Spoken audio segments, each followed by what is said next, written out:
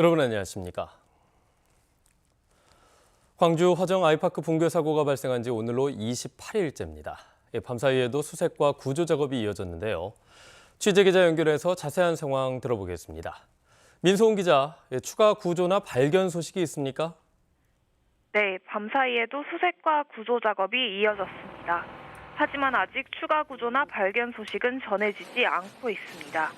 중앙사고 수습본부는 어제 26층에서 발견된 매몰자 1명을 구조하기 위한 작업에 집중했습니다. 26층 진입로를 확보하기 위해 27층의 잔해를 제거하는 작업이 이어졌는데요. 사고 수습본부는 매몰자와 수직으로 7m 정도 떨어진 곳까지 접근했다고 밝혔습니다. 하지만 비스듬하게 세워져 있는 콘크리트 상판 10여 개를 제거해야 해서 진입로 확보에는 시간이 좀 더 걸릴 것으로 보입니다. 마지막 실종자 1명을 찾기 위한 수색 활동도 계속됐습니다. 수습본부는 내시경 카메라와 구조견 등을 동원했지만 특이사항은 없었다고 전했습니다.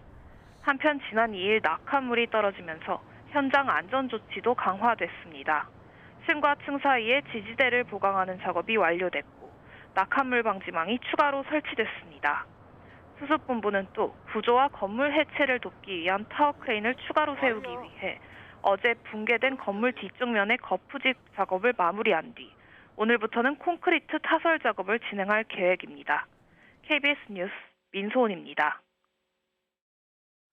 어제 광주와 전남 지역에서 코로나19 신규 확진자가 오후 6시를 기준으로 1,530명 나왔습니다. 광주에서는 요양원과 복지시설 집단 감염 여파와 직장과 가족 간의 전파 등으로 어제 1,100여 명의 확진자가 나와서 사흘째 1,000명대를 기록했습니다.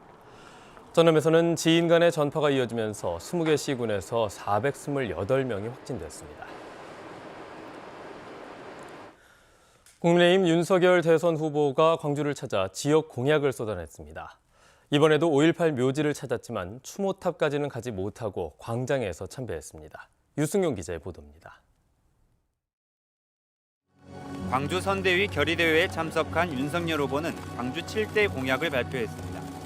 인공지능 집적단지에 AI 반도체 특화단지와 AI 영재고 설립으로 AI 메타버스 융합도시를 만드는 게 우선 공약입니다. 광주 영암 47km 구간에 속도 무제한 고속도로 건설도 제시했습니다. 자율형 자동차 이것이 제대로 실험하고 달릴 수 있도록 광주와 F1 경기장이 있는 영암을 연결하는 고속도로를 만들어서 암 환자 전문 치료가 가능한 서남권 방사선 의료원 건립과 빅그린 산단의 미래형 자동차 특화단지 등을 통한 미래 모빌리티 선도도시 조성도 포함했습니다. 또 광주 민간공항의 무안공항으로의 통합과 이전 부지 개발, 달빛 고속철도 조기 착공, 5.18 국제자유민주인권연구원 설립도 약속했습니다. 아파트 붕괴 사고 현장에서 피해자 가족들과 면담하고 철저한 조사와 책임을 강조했습니다. 엄중히 책임을 묻고 또 이런 유사한 사고가 다시는 발생하지 않도록 이 경위조사가 당국에 의해서 철저하게 또 신속하게 진행이 돼야 한다고. 광주 방문 첫 일정으로 5.18 민주묘지를 찾은 윤 후보는 5월 어머니회 등 유족들의 반발로 이번에도 추모탑 가는 길이 막혀 광장에서 참배했습니다. 5월의 정신이라고 하는 것은 그냥 항거의 정신으로 끝나는 것이 아니라 이러한 가치를 중심으로 해서 우리 국민 통합을 상징하는 것입니다. 국민의힘을 바꿔나가고 광주를 발전시키고 바꾸겠다는 윤석열 후보의 호남 공들이기가 지역 민심을 얼마나 움직일 수 있을지 주목됩니다. KBS 뉴스 유승용입니다. 차량이 횡단보도에서 우회전을 하다가 일어나는 보행자 사고를 막기 위해서 올해부터 교통법규가 강화됐습니다. 오는 7월부터 전면 시행될 예정인데 현재 과연 잘 지켜지고 있을까요? 네트워크 소식 전주방송총국 박웅 기자의 보도입니다. 전주 시내의 한 사거리입니다. 파란불이 켜진 횡단보도를 보행자들이 건너갑니다. 그런데 한 차량이 여러 보행자 사이로 재빠르게 우회전해 지나갑니다. 보행자들이 양쪽 인도에서 횡단보도를 건너는데도 아랑곳하지 않고 위태롭게 운전하는 차량이 적지 않습니다. 보행자들은 아찔한 상황을 겪을 때마다 가슴을 쓸어내립니다. 많이 무서워요. 저기 횡단보도에 차가 차가 바로 가려버리고 뺑뺑거리니까 횡단보도 못 건너는 경우가 좀 있어요. 우회전하는 차가 자꾸 이렇게 쌩쌩 달리니까 무서워요. 도로교통법이 개정되면서 운전자가 우회전하기 위해서는 횡단보도를 건너는 사람이 있을 때는 물론이고 길을 건너기 위해 기다리는 사람이 인도에 있다면 반드시 일시 정지해야 합니다. 강화된 교통법규는 오는 7월 12일부터 전면 시행됩니다. 이를 어기면 범칙금 부과에 보험료 할증까지 적용됩니다. 최근 3년 동안 전국에서 우회전 차량 때문에 목숨을 잃은 보행자는 200명이 넘고 다친 사람도 13,000여 명입니다. 그대로 이제 진행을 하시다 보면 사고로 이어지는 경우들이 있을 수가 있기 때문에 횡단보도를 지나거나 우회전을 할 때 항상 주변을 잘 살펴보고 서행을 하면서 일시정지해야 될 때가 있으면 반드시 일시정지를 하고 통행을 하시는 것이. 또 신호등 없는 어린이 보호구역 내 횡단보도에서는 건너는 사람이 없어도 일단 멈춰야 하고 아파트와 대학교 내 도로에서도 보행자 보호 규정이 마련되는 등 운전자의 주의 의무가 한층 강화됩니다. KBS 뉴스 박웅입니다. 최근 대구광역시의 아파트 분양 시장이 급격히 냉각되고 있습니다. 지난 연말 이후 분양을 한 아파트 대부분이 청약 미달 사태를 빚으면서 부동산 시장 침체가 가속화되고 있습니다. 네트워크 소식, 이번엔 대구방송총국 박준영 기자의 보도입니다. 올 초 분양을 한 이 아파트는 전체 470가구 모집에 청약 신청이 118건에 그치면서 청약이 미달됐습니다. 최근 청약을 마감한 이 아파트도 655가구 모집에 청약 신청은 90건에 불과했습니다. 지난 연말 이후 대구에 분양을 한 아파트 8곳이 모두 이 같은 청약 미달 사태입니다.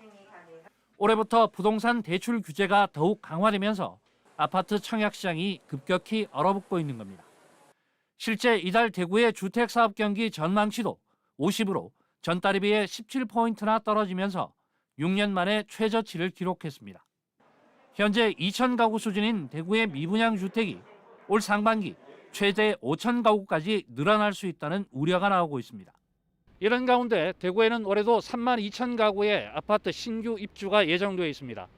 적정 공급량의 2배나 되는 물량입니다.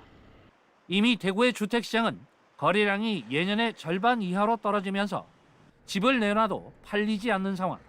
여기에 신규 입주자들의 기존 주택 처분 물량까지 더해지면 부동산 시장에 큰 부담이 되는 만큼 어느 정도 규제 완화가 필요하다는 목소리가 나오고 있습니다.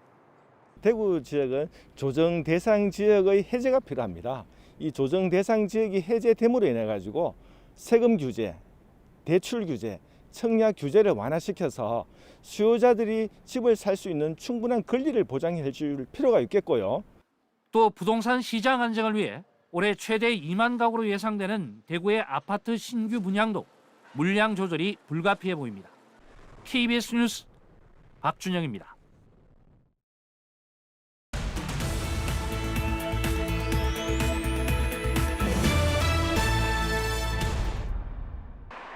전남선거관리위원회가 티맵의 내비게이션 서비스를 활용해서 대선과 지방선거 정보를 유권자에게 제공합니다.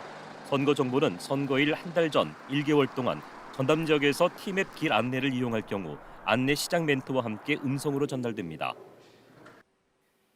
영암군이 다음 달부터 점심시간 휴무제를 시행함에 따라 낮 1시부터 2시까지 민원 업무가 중단됩니다.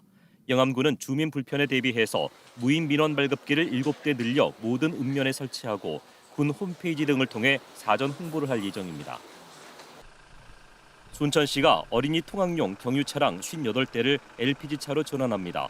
지원 대상은 어린이집이나 유치원, 학원 등에서 통학용으로 운행하는 노후 경유차를 LPG 새 차로 교체하는 경우로 지원 금액은 대당 700만 원입니다. 국립소록도병원에 입원 중인 한센인 강선봉 할아버지 작품 전시회가 다음 달 4일까지 전남도청 갤러리에서 열립니다. 소록도에서 어린 시절을 보내고 2010년 다시 입원한 강 할아버지는 이번 전시회에서 소록도의 풍광을 담은 작품 20여 점을 선보입니다. 지금까지 단신 브리핑이었습니다. 오늘 새벽 1시 40분쯤 고흥군 고흥읍의 한 야산에서 불이 나 3시간여 만에 꺼졌습니다. 이 불로 인명피해는 없었지만 야산 0.6헥타르가량이 불에 탄 것으로 추정됩니다. 산림당국은 인력 110여 명을 동원해 화재 진압을 마쳤다며 정확한 화재 원인을 조사할 예정이라고 밝혔습니다. 광주시는 오는 8월 상무시민공원과 무등경기장에 생활 밀착형 국민체육센터가 문을 열고 연말에는 평동산단과 빅그린산단에 개방형 다목적 체육관 등 올해 모두 13개의 공공체육시설이 완공된다고 밝혔습니다. 6월에는 동구 소태동에 파크골프장이 개장하고 남구 숭천보와 광산구 첨단 3지구, 임곡 등 파크골프장 3개를 새로 조성합니다. 장애인과 비장애인 통합체육시설인 반다비 체육센터도 남구 월산근린공원과 북구 광주교대안에 올해 개관하고 서구센터도 올해 설계에 들어갑니다. 국립광주과학관이 정월 대보름을 맞아 천체 관측 행사를 개최합니다. 국립광주과학관은 오는 15일 정월 대보름 공개 관측 행사 소원을 말해봐를 열고 대보름의 유래와 달의 지형, 명칭에 대한 설명과 더불어서 1.2m 구경의 망원경을 이용한 고성능 천체 망원경으로 보름달을 직접 관측하는 행사를 연다고 밝혔습니다. 참여 희망자는 국립광주과학관 인터넷 누리집을 통해 신청할 수 있고 기상 상황으로 천체 관측이 어려워질 경우 허블 우주망원경 모형 만들기 등 대체 프로그램이 운영됩니다. 전라남도가 생산자와 소비자를 잇는 농산물 산지 유통 활성화 사업에 272억 원을 투입합니다. 전라남도는 고품질 농산물 생산과 유통 기반 확충을 위해 산지 농산물 유통시설 지원 6개 사업에 188억 원, 생산자 조직화와 안전 생산 체계 마련에 84억 원을 지원합니다. 구체적으로는 농산물 산지 유통센터 구축과 유통 물류 기반 시설 신축 지원, 중소형 저온 저장고 시설 마련, 선별 시설 보조 사업과 농산물 선별비 지원 사업 등입니다. 공중 화장실 내 불법 촬영을 막기 위한 안심 스크린이 설치됩니다. 광주시는 화장실 아래 빈 곳에 칸막이를 두어서 불법 촬영을 막는 안심 스크린을 올해 공중 화장실 163곳에 설치한다고 밝혔습니다. 내년까지는 모든 공중 화장실로 안심 스크린을 확대하며 CCTV와 안심 비상벨 등도 설치할 예정입니다. 또 올해 20억 원을 들여서 하천 산책로 등의 공중 화장실 8곳을 새롭게 짓고 노후 화장실도 보수하기로 했습니다. 병원 전공의와 수련이 부족 현상이 심화하는 가운데 전남대병원이 10년 만에 인턴 정원을 확보했습니다. 전남대병원은 2022년 인턴 91명 모집에 96명이 지원해 1.05대 1의 경쟁률을 보였다며 자병원인 순천 성가로병원과 목포중앙병원, 여수와 여천 전남병원에 처음으로 12명의 인턴 정원을 충족해서 파견할 수 있게 됐다고 밝혔습니다. 전남대병원 측은 또 지난해 인턴 선발 인원 87명 중 다른 의과대학 출신이 10명이었지만 올해는 22명으로 2배 이상 늘었다고 덧붙였습니다. 전라남도가 도내 중소기업에 취업한 청년들의 학자금 대출 상환을 지원합니다. 지원 대상은 도내 중소기업에 근무하고 있는 만 18세 이상 39세 이하의 청년으로 지난 1월 31일 기준 주소지가 전남으로 등록되어 있어야 하며 최근 3개월 평균 소득 인정액이 기준 중위소득 150% 이하여야 합니다.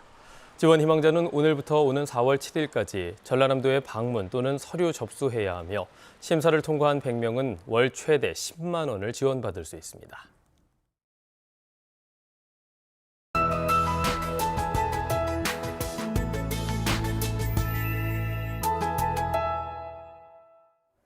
내륙을 중심으로 아침 추위가 이어지고 있습니다. 어제에 비해서는 기온이 높은 편이지만 하늘색으로 표시된 담양과 화순동을 중심으로는 아침 최저 기온이 영하 5도 안팎 가리키고 있습니다. 아침 추위에 건강 조심하셔야겠습니다. 오늘은 한낮 기온이 광주가 5도로 평년보다는 1, 2도가량 낮겠는데요. 내일 낮부터는 겨울 추위가 다소 누그러지겠습니다. 기온이 점점 올라서 주 후반에는 비교적 포근한 날씨가 예상됩니다. 건조주의보가 발효 중인 동부 지역은 대기가 무척 건조합니다. 바람도 약간 강하게 불고 있어서 산불 등 화재 예방에 신경 쓰셔야겠습니다. 다음 자세한 지역별 날씨입니다. 오늘 구름이 많이 끼겠고요. 아침 기온은 장성과 담양 영하 4도로 춥고요. 한낮 기온은 5도 안팎으로 어제와 비슷하겠습니다. 곡성도 아침 기온 영하 4도에서 시작하고 있고 한낮 기온 4도, 여수 5도에 머물겠습니다. 목포의 낮 최고 기온 2도로 어제보다 2도가량 낮고요. 해남과 진도 3도로 쌀쌀하겠습니다. 신안을 비롯한 그 외 도서 지역도 3도에서 4도에 머물겠습니다. 바다의 물결은 전해상에서 비교적 잔잔하겠지만 먼 바다를 중심으로 오후 한때 비가 내리겠습니다. 당분간 대체로 맑다가 주말에 비가 내리겠습니다. 날씨였습니다. 뉴스를 마칩니다. 여러분 고맙습니다.